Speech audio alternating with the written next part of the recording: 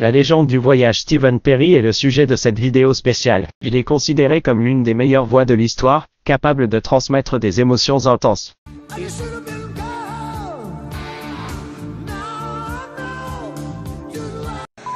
C'est l'une des vidéos les plus demandées sur la chaîne, où nous découvrirons pourquoi cette star a pris sa retraite au sommet de sa carrière, pourquoi elle ne s'est jamais mariée, de quelle maladie elle a été diagnostiquée et l'histoire passionnante de son retour aux scènes, au plus d'autres curiosités. Stephen Perry est né à Rifford, en Californie, le 22 janvier 1949 de ses parents et grands-parents des Açores et il parle parfaitement la langue. Son père, Raymond, chantait en amateur et possédait une station de radio. Lorsqu'il a déménagé aux États-Unis, il a changé son nom de famille en Perry. Ses parents ont divorcé quand il avait 7 ans et il a emménagé avec sa mère Maria Cardoso et ses grands-parents. À l'âge de 12 ans, sa mère lui a offert un collier avec un pendentif en or en forme de 8e note de musique, qui est devenu l'un de ses porte-bonheur. À 14 ans, sa mère s'est remariée et ils ont déménagé à Germania, en Californie, où il a terminé ses études secondaires et a travaillé comme charpentier et s'occupant de dindes. À 18 ans, il a déménagé à Los Angeles à la recherche d'opportunités musicales et a travaillé dans de petites publicités radio et télévisées. Ensuite, il a été ingénieur du son au studio Los Crystal, où il a appris davantage sur la musique. Après cela, il a rejoint 2 groupes à Sacramento en tant que batteur. À la fin de 1976, une tragédie a frappé quand l'un des membres du groupe et son bon ami Richard Michiels sont morts dans un accident de voiture, ce qui a sonné le glas du groupe et plongé Stephen dans une profonde dépression. Cependant, il n'a pas abandonné et a formé le nouveau groupe Alien Project, avec lequel il a enregistré plusieurs démos, mais n'a malheureusement pas obtenu de contrat d'enregistrement. Après cette déception, il retourne travailler dans la ferme de sa mère. Au début de 1977, le chanteur du groupe Journey était Robert Fleischman. Bien que son succès augmentait et qu'il ouvrait des spectacles pour des groupes majeurs tels que Black Sabbath et Judas Priest, il était incapable de s'intégrer pleinement à ses camarades de groupe et se disputait constamment avec le manager de Journey, Herbie Herbert. À cause de ces affrontements, Herbert a secrètement commencé à chercher un remplaçant pour le chanteur. Il a entendu plusieurs démos et soundchecks qui sont parvenus à CBS, mais aucun d'entre eux ne l'a convaincu jusqu'à ce qu'il mette la main sur une cassette du groupe Alien Project, le dernier groupe que Stephen a joué, avec une chanson intitulée I Feel Nad Me Comey. Cette voix était différente et Herbert savait qu'il avait trouvé un nouveau chanteur pour Journey. Cette chanson a donné à Stephen Perry sa grande chance et a permis à tous les amateurs de bonne musique de faire connaissance avec l'une des meilleures voix de l'histoire. Quand Herbert a reçu une demande de CBS lui demandant s'il voulait faire des soundchecks à Los Angeles, il n'y croyait pas et a rapidement fait ses valises, partant immédiatement après le rêve. Le groupe Journey ayant déjà un chanteur, le manager a été très prudent et a attendu que Robert Fleischman soit absent lors d'une de ses répétitions à Long Beach. Ensuite, Perry a chanté sa première chanson avec le groupe. Le représentant était très content et il a été immédiatement embauché. Fait intéressant, Fleischman participera plus tard en tant que chanteur du groupe glam metal et fera ses débuts officiels avec le groupe Journey le 28 octobre 1977 à San Francisco, pour être tout à fait honnête. Et malgré le fait que Perry soit une superstar ces jours-ci, lors de cette première, tout le monde n'était pas satisfait de sa performance. De nombreux fans du groupe n'aimaient pas le style plus pop qu'il apportait au groupe, s'éloignant du rock progressif qu'il faisait.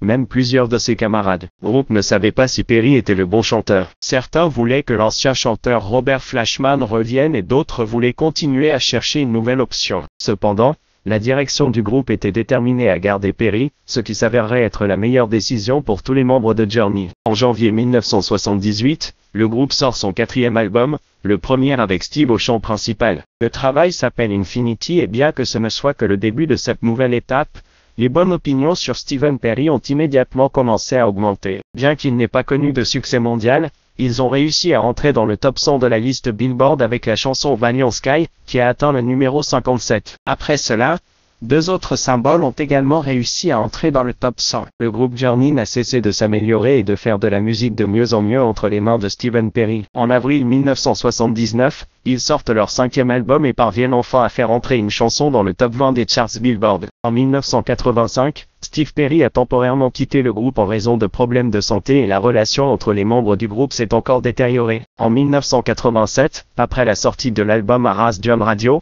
le groupe décide de faire une pause indéfinie, ce qui entraîne le départ définitif de Perry de Journey. Après son départ du groupe, Steve Perry a lancé sa carrière solo et a continué à être acclamé pour son talent vocal. Il a sorti plusieurs albums solo et a eu des succès comme Euphoria et Follies Heart. Cependant, il n'a jamais atteint le même niveau de succès qu'il avait avec Journey. Malgré les hauts et les bas de sa carrière, Steve Perry est largement considéré comme l'un des plus grands chanteurs de l'histoire du rock. Sa voix unique et émouvante a contribué au succès de Journey et a inspiré des générations de musiciens et de fans de musique du monde entier. En 1983, l'album Afrontessa du groupe Journey remporte un vif succès, réussissant à se vendre à plus de 2 millions d'unités et plaçant 2 chansons dans le top 20 du défilé. Une curiosité concernant l'une de ces chansons, Euphoria, et qu'elle a été écrite pour la petite amie de Steve Perry à l'époque, Sherry, qui est précisément le modèle que l'on peut voir dans le clip. En 1985, Steve Perry fait partie des 21 chanteurs appelés à enregistrer la célèbre chanson Bénéfice Yard & Wood,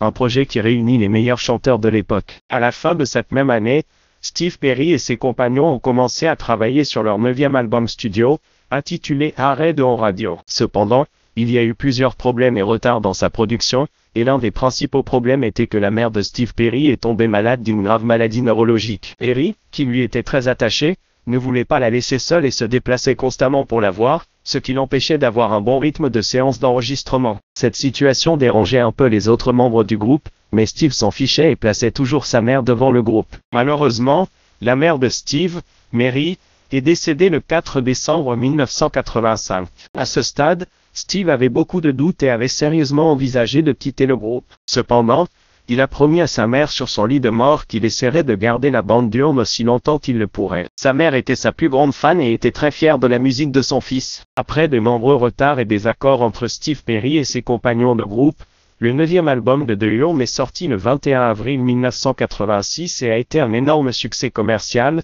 étant rapidement certifié double platine. Sur les 11 chansons de l'album, 4 ont réussi à atteindre le top 20 du palmarès Billboard. En réfléchissant à cette époque, nous pouvons voir que, bien que le groupe Hum ait l'incroyable voix de Steve Perry étant très talentueux, ils n'ont jamais eu de chanson numéro 1 dans les charts Billboard. Cela nous dit deux choses. Premièrement, que la concurrence dans les années 80 était très dure et brutale et qu'il y avait de la qualité partout.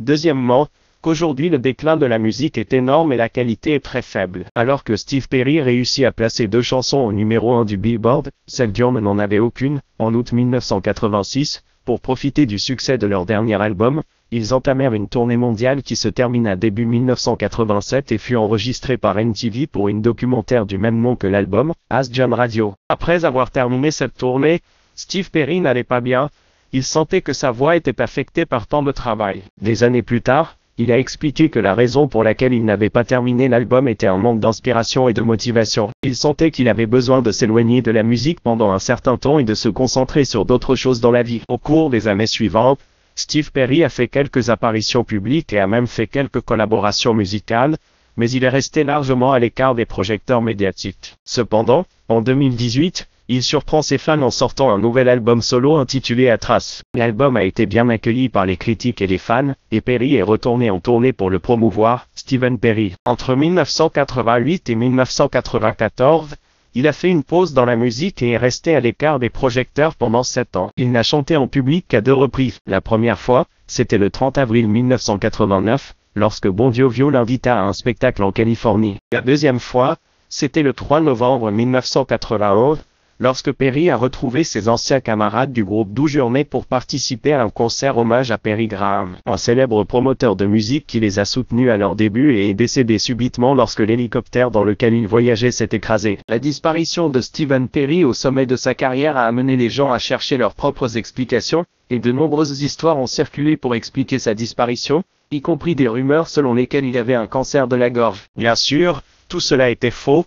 Mais ce que Perry a fait pendant les 7 années où il a arrêté de chanter, c'est, étonnamment, étudier la médecine à Stanford pour devenir neurologue. Cependant, comme Perry lui-même l'a déclaré dans plusieurs interviews, lorsqu'il a dû s'ouvrir à l'étude des cadavres, c'était trop, et alors il savait qu'il ne serait pas en mesure de terminer. À une autre occasion, lorsqu'on lui a demandé ce qu'il avait fait pendant sa retraite, il a répondu qu'il était retourné dans sa ville natale, qu'il avait retrouvé de vieux amis, qu'il avait visité le cimetière pour voir ses grands-parents et sa chère mère, qu'il avait acheté une Harley Davidson et parcouru les routes de campagne de votre jeunesse, laissant le vent frapper ton visage et tes cheveux voler au vent. Il a également dit qu'il était allé à la foire au Mété, qu'il était allé au cinéma, qu'il avait dîné avec des amis, qu'il avait eu des relations et qu'il avait vécu. Dans la même interview, on lui a demandé si l'argent qu'il gagnait en voyageant lui permettait de vivre à la retraite, et il a répondu « Et je vis simplement, Je vis dans une petite ville. Je ne mange pas beaucoup. Je vis dans une petite maison. Je n'ai qu'une seule voiture à la fois. D'après ce que j'ai pu voir,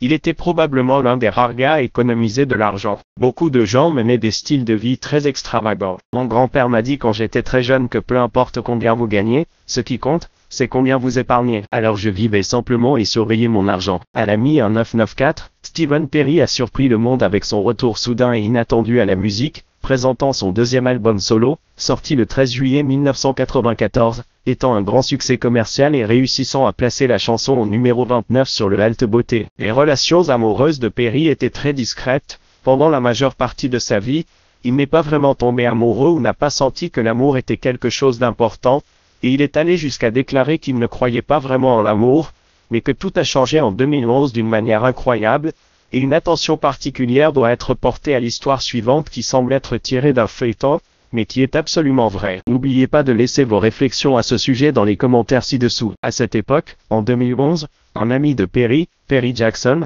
qui des années plus tard deviendra très célèbre en tant que réalisateur du nouveau film Wonder Woman, lui a montré une émission qu'elle avait réalisée sur le cancer du sein. Plusieurs survivants de cette maladie ont donné leur témoignage et lorsqu'il l'a regardé, il a été frappé par l'une de ces femmes.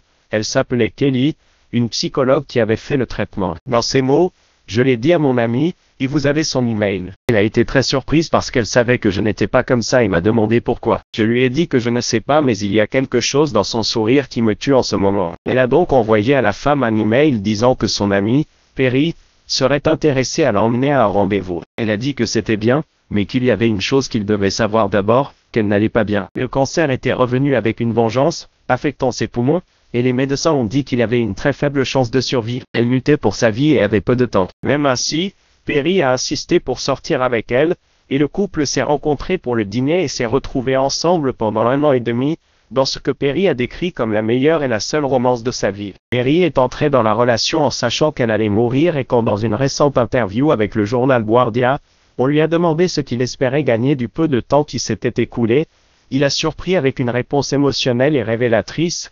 Et vous voulez connaître la vérité. Je ne l'ai encore dit à personne, mais je croyais que notre amour guérirait son cancer. J'en suis vraiment venu à croire de tout mon cœur. Nous avons eu beaucoup d'amour. Une fois, nous nous sommes embrassés dans notre petit appartement à New York et elle a dit que cette maladie peut me prendre mais qu'elle ne pourra jamais toucher notre amour. Je n'avais jamais pensé à une telle vérité. Pas seulement parler d'amour, mais le ressentir physiquement et le voir émotionnellement. C'était très nouveau pour moi, c'était choquant. Malheureusement, Kelly est décédée quelques mois plus tard et la relation a duré moins de 2 ans. Malgré de nombreuses adversités dans sa vie, y compris la perte d'être cher, Perry continue de créer de la musique et de partager son talent artistique avec le monde. Son amour pour Kelly a inspiré non seulement son album solo, mais aussi son travail avec le groupe Journey, y compris la chanson qu'il lui a dédiée. L'histoire de Perry Kelly est une histoire d'amour émotionnelle et inspirante qui montre comment l'amour peut nous donner la force et l'inspiration pour aller de l'avant, même face à de grands défis. Merci d'avoir regardé et abonnez-vous à la chaîne.